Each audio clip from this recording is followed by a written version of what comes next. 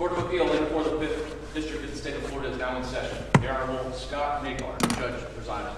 All persons having business before this court draw near, give attention, you will be heard. May God save the United States of America, the State of Florida, and this honorable court. Please be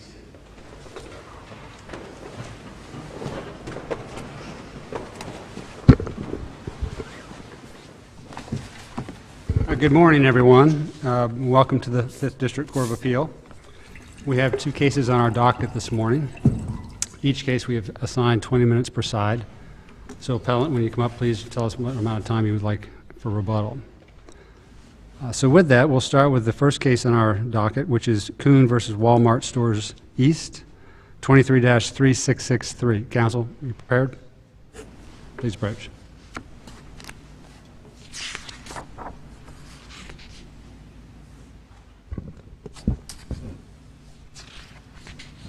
Good morning. I am Adam Richardson. I represent the plaintiff appellant. I would like to reserve 5 minutes for rebuttal. We're appealing a partially adverse judgment, and we're asking the court to reverse that. It's a one-issue appeal focusing on jury selection, and specifically on 2 jurors who we think should have been challenged, who should have been excused for cause.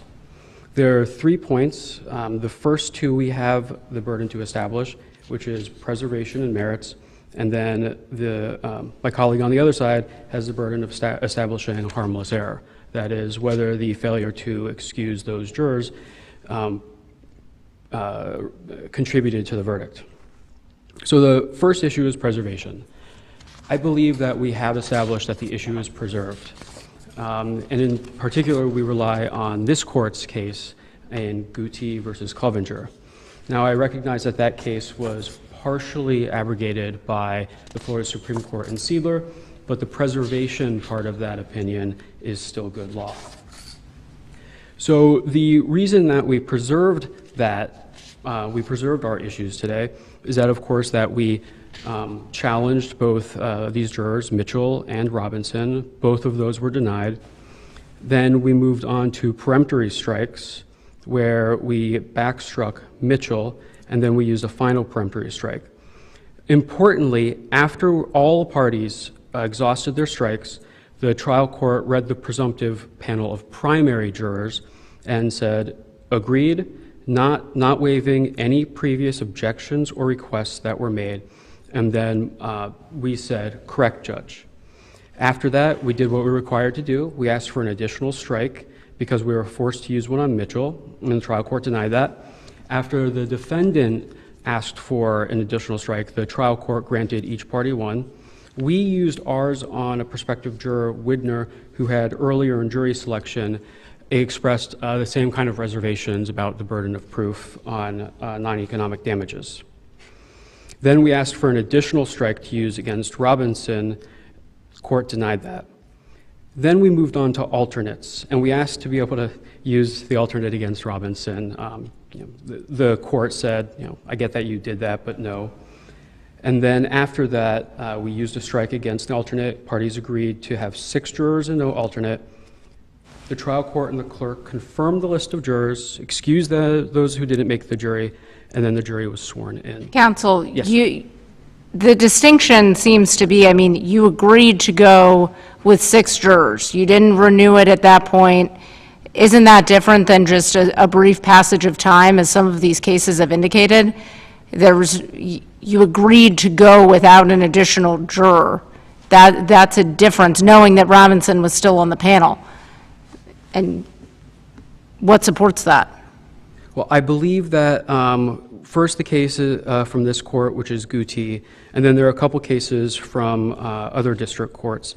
So in Guti, this court held that the issue was preserved when when the jurors were sworn in only a few transcript pages after the objection was made. Right, but there wasn't a significant concession that you were going to proceed without an alternate or something like that. It was, like I mentioned, it was a brief passage of time. I think the third DCA case was similar.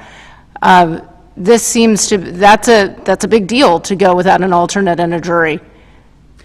Yes, ma'am, it was, but we still had what we contend was a compromised jury panel because Robinson was still on.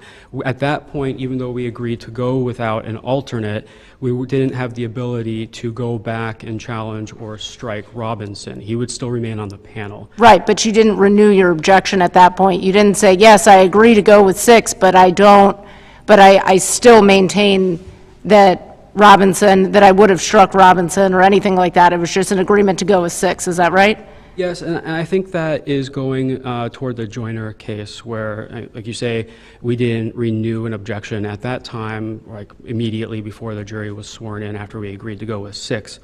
But the cases, some cases have, I wouldn't say created exceptions to the Joyner rule so much as distinguished Joyner.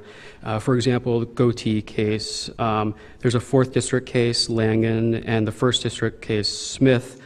In Langen, and I think this is important because I talked about the facts just a bit ago, the 4th District noted that the trial court indicated the issue would have to be resolved on appeal.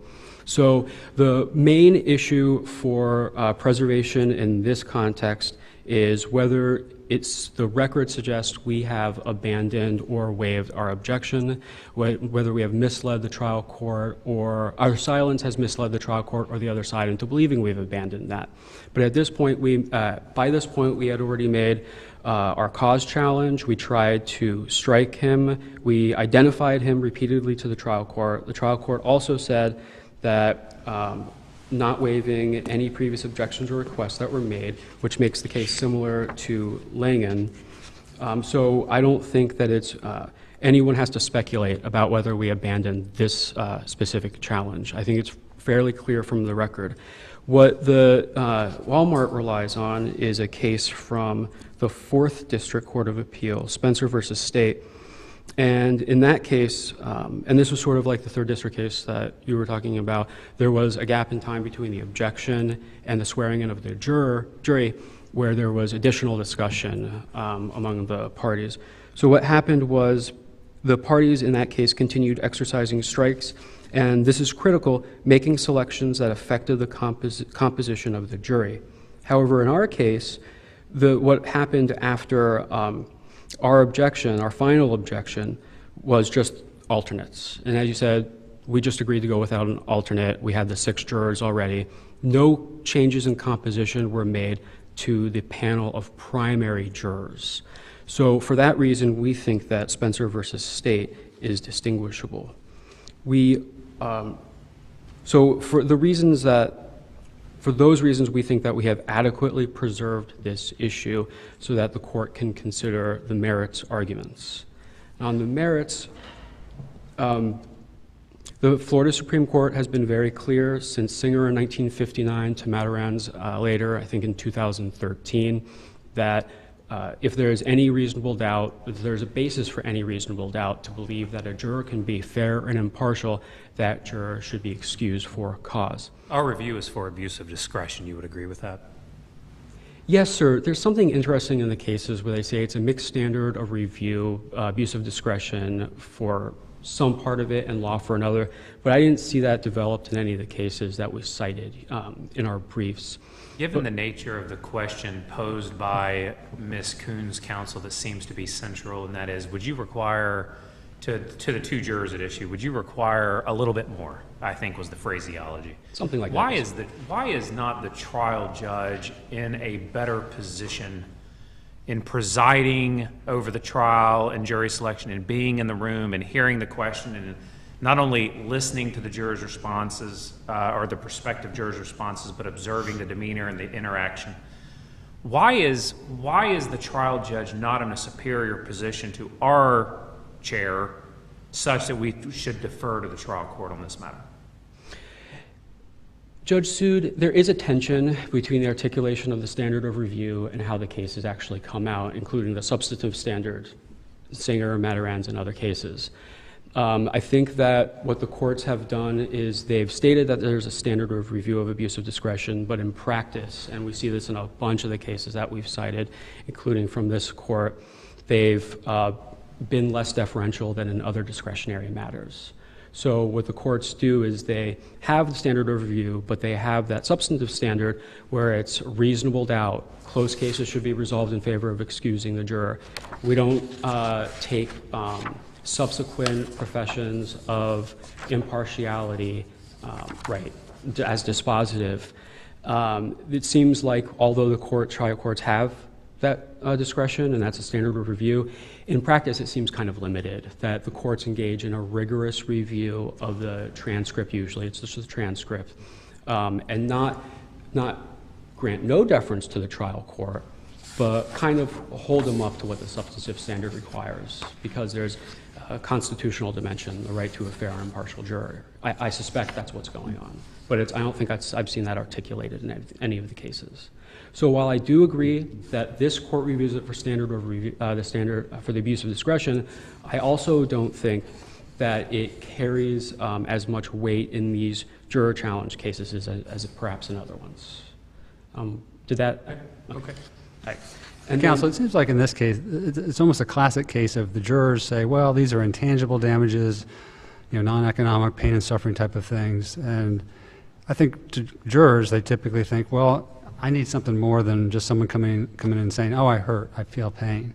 They want something objective to look at. And that's what I see them saying in their initial answers. So I want something more, yeah. But in the end, at the end of the day, they're all asked, you're going to follow the law, aren't you? And they all said yes. Something to the effect of, I don't necessarily have to like it, but I will follow it. And we judges, sometimes we don't like the law, but we have to follow it. So I'm not seeing exactly where the prejudice is here, where they expressed dissatisfaction, but then in the end said, well, I'm going to follow what I have to follow. Yes, Judge Makar. I think that the specific jurors that we're talking about, Mitchell and Robinson, present a little differently for one reason. The plaintiff's counsel asked that question, would you want to see something more than greater weight? Both of these jurors said yes, but then after the trial court then explained what the burden of proof required, and it was actually kind of an extensive statement to the jurors. And even after that, these two jurors said yes, they would still want to see something more, and then yes, and after that, after the plaintiff then questioned one of the jurors, I think it was Robinson. So only after that, two instances where they insisted that they would want something more, upon defense questioning, they said, yeah, they could follow the law. I think if maybe we had where the plaintiff's attorney just said, would you want something more than greater weight of the evidence? And then it was explained to them what was meant, and then they said, yeah, I can follow the law. I think that would be, a fair denial of a cause challenge. But it's the two times when they insisted that they would want a little bit more, that we should be skeptical of their later assurances, especially because at that point, later in the jury selection, they probably kind of got an idea of what answers they should have given, which is something that the district courts, and I think the Florida Supreme Court in Matarans talked about, where, yeah, they'll give the formal assurances, but they think maybe it's because that's what's expected of them. It's not necessarily that they have really put aside any misunderstanding, or I don't think it was a misunderstanding, but a statement that maybe they wouldn't be able to follow the instructions on the law that the judge gave them. What evidence was put in on the non-economic, the intangible damages? On intangible damages, the plaintiff gave a lot of testimony about that. I think two of her children also testified. So that was on our side, the pain and suffering evidence. The other side, of course, put on their evidence.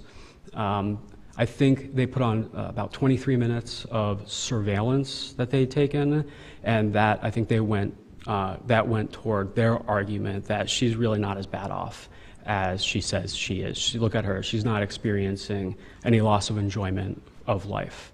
The judgment was for $100,000 on economic damages or loss, and you're asking for a new trial just on the pain and suffering? It's, no, Judge. I think what it is, it was $100,000. It was $75,000 for past medical damages, and then $25,000 for past non-economic damages. But, Okay. but I think in this case, we would ask for a new trial on all of the damages. I think we can safely say that negligence was established. They already agreed that they were negligent. That issue didn't actually have to go. Okay, so I misunderstood. They gave her some pain and suffering for past pain and suffering, but not future. A lot, yeah, they gave her a lot less for past than she asked for and nothing for future. That's correct. But they also gave her less for medical damages than was requested, correct? It wasn't just pain and suffering. That's correct. I think in the closing argument, that Walmart said, gave them a bunch of different options. If you go with us on this, you can do this. If you go with us on that, do that. And that was basically the best case option for them if it was a plaintiff's verdict, which is give her something for the past, but don't give her anything for the future. Certainly don't give her as much as she's asking for on past medical damages. Could a reasonable reading of the record lead a judge reviewing the case to conclude that the prospective jurors saying they might need a little bit more, paraphrasing their response, that they might need a little bit more was addressing only Ms. Kuhn's testimony and not raising the burden of proof per se? For lawyers and judges who have ever presided or litigated a case before a jury, in jury selection, once you start talking about the various burdens of proof, whether it's reasonable doubt or greater weight of the evidence or clear and convincing, sometimes prospective jurors, their eyes may glaze over. We're talking about legal things that they may not be able to key in on as well, the distinction between those. And I'm just wondering, in reading that record, perhaps as a prospective juror talking about, I'm going to need a little bit more than just the plaintiff's testimony, and maybe 2 other children do that, maybe video does that, what have you. But I was questioning that, and then I just thought, well, doesn't the trial judge have a better understanding being in that courtroom while that is taking place? But could the record perhaps reflect the prospective jurors discussing the quantum of evidence rather than the burden of proof? I think it could be read that way. I think actually one of plaintiff's attorney's questions was about that, would you need more than the plaintiff's testimony? I think the implication was, would you need maybe medical evidence confirming that she has certain injuries? So if a reasonable reading could lead to that conclusion, would not the presumption of correctness have some bearing as well as our abuse of discretion review? Well, as we talked about earlier, I think that in these cases, although the issue is reviewed for an abuse of discretion, it's cabined. And as we say in other contexts, yes, the trial court has discretion, but it is limited by rules, statutes, or case law. And so I think that here we have case law that limited the trial court's discretion. We have somewhat similar cases where there weren't clear indications that they wouldn't be able to follow the burden of proof, or maybe there was a recantation later on. But ultimately, as I said, I think that district courts in these kinds of cases conduct a more rigorous review of the record than in other cases. And I'm sorry, with that, I'll leave the rest of my time for rebuttal. Thank you. Thank you, counsel.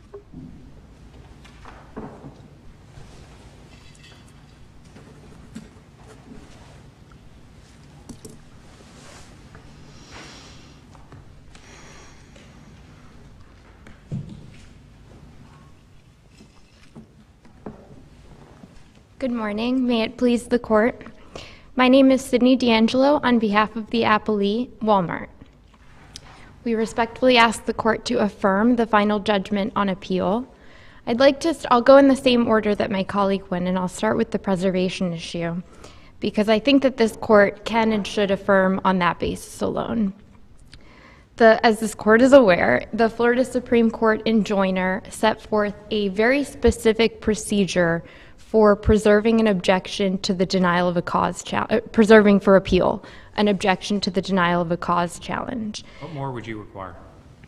An objection immediately before, in this case, an objection immediately before the jury was impaneled. And that's because, as Judge Kilbane was getting to, there was a lot of discussion in between the request for a peremptory challenge and the ultimate swearing in of the jury that had to do with the composition of the jury. The court and the parties were discussing an alternate. Plaintiff eventually said that he would rather proceed with just 6 jurors instead of go through voir dire all over again. And the trial judge may have, as in Joyner, may have taken that to be a waiver or an abandonment of the initial objection. I think the rationale behind Joyner is particularly relevant here because in Joyner, the Florida Supreme Court said, and I'm quoting, "It is a severe step to overturn an otherwise error-free trial based solely on a jury selection error. This is a single-issue appeal. Plaintiff does not contend that there were any other errors during the trial. And so especially in a case where we have this discussion after plaintiff requested the peremptory challenge, I'll take a step back. The court initially made that statement about, understanding your prior objection. The court then granted an additional peremptory challenge. So that's another instance where the plaintiff may have been understood to have been abandoning her objection to the panel. So based on the rationale in Joyner, plaintiff failed to preserve the issue for this court's review, and the court should affirm on that basis alone. I do want to address the cases that plaintiff relied upon very quickly. I didn't hear him actually address Greathouse, which is a recent Second District Court of Appeal case that we cite in our brief. And the facts of that case are very similar to here. There was a discussion there was a request for an additional peremptory. It was denied. Then the parties moved on to the alternate, and the Second District said, without a renewal of the objection at the end of that discussion, the issue is waived. We have the same facts present here. Plaintiff had cited to the court Langan, which is a Fourth District Court of Appeal case. And in that case, the court stated, "The record reflects that in denying the request, the trial court made clear that it understood the objection would have to be resolved on appeal." Again, here we don't have that. We have many facts in between where plaintiff could have been understood to have been abandoning his objection. So I'll move on to the merits. The court should affirm based just on the failure to preserve. But I think that this is also a clear case where the court should affirm on the merits. I want to start by addressing the standard of review. I respectfully disagree with my colleague that there's sort of a cabined or there's less discretion afforded to the trial court in these cases. The Florida Supreme Court held in Pagan versus State in 2009 that there is, quote, "hardly any area of the law in which the trial court is given more discretion than in ruling on challenges of jurors for cause." And that's because, as Your Honor, Judge Sood mentioned, the trial judge is the one in the courtroom observing the demeanor of the jurors, listening to their tone of voice, and the trial judge is the one that can make the decisions about whether he or she believes that the jurors are truly biased and if they mean what they say they do. So the standard of review is really important here. It's an abuse of discretion standard. It's also been described by the Florida Supreme Court as manifest error. And so I heard a lot of discussion, and there's a lot of argument in the briefs about resolving doubts in favor of excusing the juror for cause. But that's the trial court's decision. That's the standard that the trial court applies. And then this court, in reviewing that the trial court's decision, looks to see whether there is competent record support for that decision. So Judge Sood, to answer Your Honor's question, it is an abuse of discretion standard, and I think that viewing the record in that light, it's clear that the jurors, both before and after this sort of confusing line of questioning that I'll get into in a minute, these jurors stated that they could apply and would apply the law as instructed. So we look at the totality of the statements. We don't look at a single question that was posed by trial counsel. The jurors stated at the outset that they would apply the law as instructed. Plaintiff's counsel asked them whether they had any problem with the greater weight of the evidence standard. He described it as just one grain of sand that they needed to prove their case. And the jurors said they had no problem with that standard. Neither of the jurors currently being challenged raised their hand that they would have a problem applying that standard. Mr. Robinson was questioned individually on that standard, and he stated no, he did not have a problem with the greater weight of the evidence standard. Ms. Mitchell, the other juror that's being challenged, was also questioned individually about awarding pain and suffering damages by plaintiff's counsel at the outset of voir dire. Ms. Mitchell also said that she had no problem with pain and suffering damages.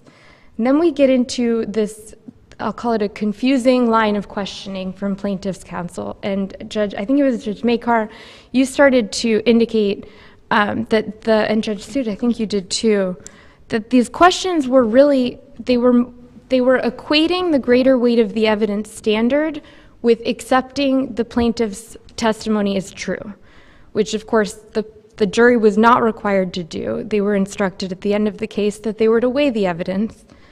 So the first question from plaintiff's counsel says, would you want, where you're not going to have a piece of paper, it's going to be Ms. Kuhn coming in here, would you have a little concern as to the proof? Would you want to see some more proof for those types of damages where it's not a doctor bill? It's just Ms. Kuhn telling you how it is. Would you want to see a little more? He uses that phrase throughout the questioning, a little more, a little more. And of course that relates back to, will you accept Ms. Kuhn's testimony as true? That's not what the jury was required to do. That's not the standard that the jury was instructed on.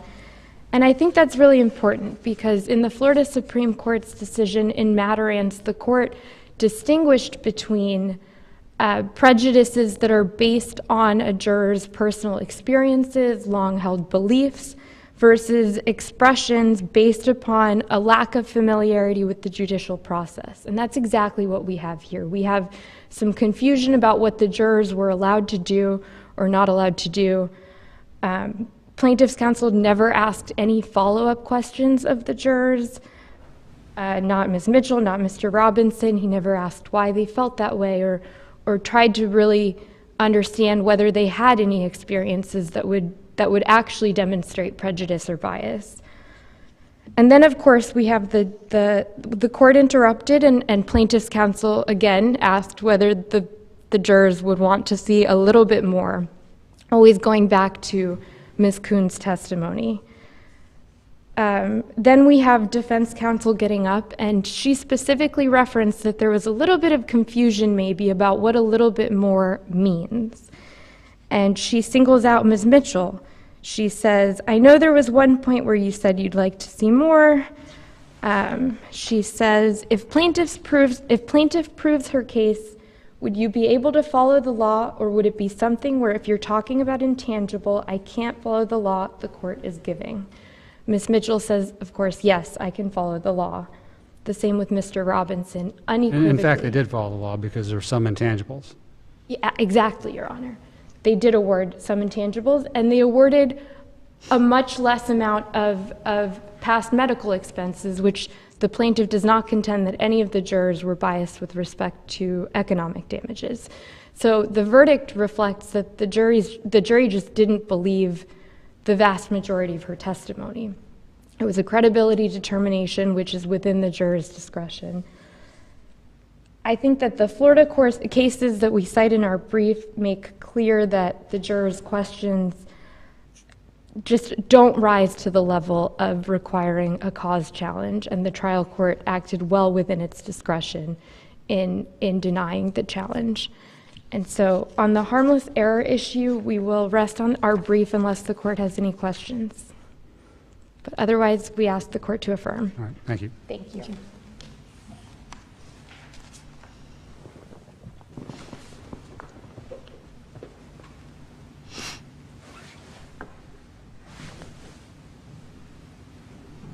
Thank you.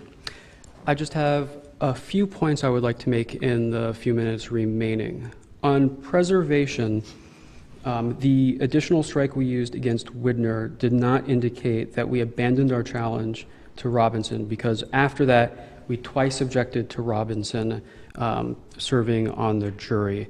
So there should have been no doubt that in the trial court's or the defendant's mind that we maintained consistently our position on that point. On the standard of review, I think Matarounds is again important because in that case, if you look at Justice Kennedy's dissenting opinion, he actually criticizes the majority for its less relaxed application of the standard of review. He says, having tipped its hat to the manifest error standard of review, the majority effectively ignores our recognition that the trial court has a unique vantage point in the determination of juror bias. And that goes back to what I was saying earlier, which is that in these kinds of cases, when there's a right to a fair and impartial jury and a lot of case law that's built up on what requires the granting of cause challenges, that in practice, there's probably a little less deference owed to the trial judges. On our failure to ask further questions of these jurors, I just want to point out that it isn't our burden to rehabilitate a juror who has indicated a bias or preconceived opinion. It is the other parties, and sometimes the courts do that sua sponte. On harm, I don't think that the defendant has established that this error was harmless. I think that what they've essentially said is picking up on something the court said in Seidler, that no reasonable jury could have found for us, so no harm on Robinson sitting on the jury. However, what they actually do is they present closing argument, or they say, as here, that they discredited our client's testimony. But that's a weighing of the evidence for the jury. That doesn't say that no reasonable jury could have found for us on the points that we're disputing. It's just that it was a hotly contested case. I think you can see that from the closing arguments. We each had evidence and testimony that supported our sides. And to simply say that, well, the jury agreed with us anyway, that's sort of circular reasoning. The question is, did this error affect the jury? And our contention is that it is. And Judge Makar, on your point that the jury did end up following the law because they awarded some damages, I think that that's not dispositive, because even if they did award some non-economic damages in the past, again, the ability to be fair, the ability to award non-economic damages based on the court's instructions could very well have led them to say, you know what, we'll give her this, but we wanted to see a little bit more. We won't give her anything in the future. And with that, thank you very much for your time. Thank you, counsel. Thank you both.